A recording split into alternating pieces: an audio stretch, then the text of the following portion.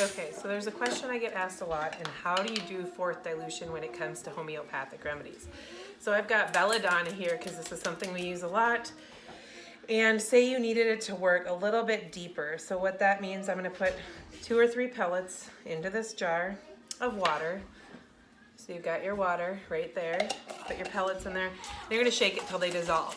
But when you dilute a remedy, what you're doing is you're making it stronger frequency-wise. So the energy of it is stronger than it typically would be. And so you're going to dilute those pellets in the water. So you're going to shake it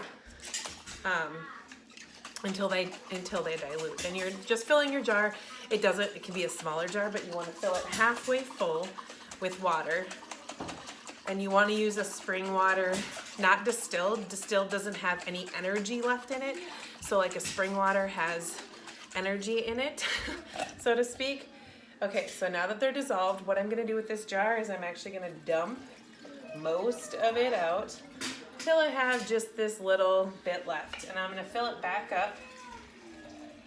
And what I had was the first dilution, so I'm going to fill it halfway back up with water, and I'm going to shake it again. Just like you would succuss a remedy, you're going to succuss the water. Just 10 times, so give it a good shake.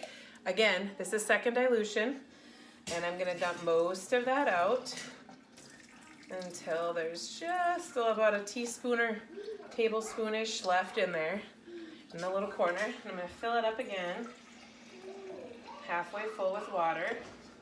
And now I'm going to succuss it again, shake it vigorously. And now I've got third dilution, and I'm going to dump most of that out till I have just that like little bit left in the jar, about a teaspoon, tablespoon-ish. Now I'm going to fill it halfway up with water again. And I'm going to put the lid on, and I'm going to shake it again. And this is fourth dilution. Now this can be kept in a fridge and used over, you have about 30 days to use it, unless you use an alcohol to stabilize it. That's a whole different class. But you can go ahead and use this.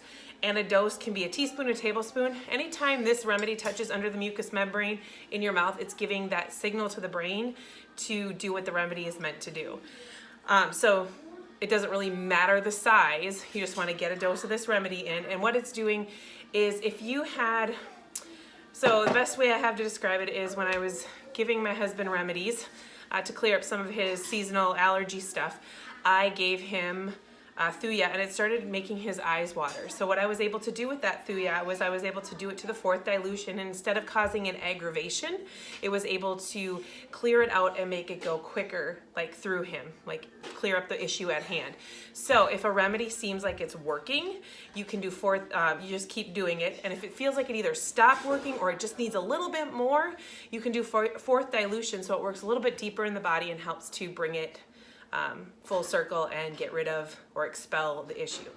So there you have it. There's fourth dilution. Super simple. You could stable this with an alcohol, have it last longer, put it in your fridge. Actually, if you have alcohol in it, you don't need it in the fridge, but otherwise put this in your fridge. Just grab a spoonful and dose accordingly. But there you have it, fourth dilution.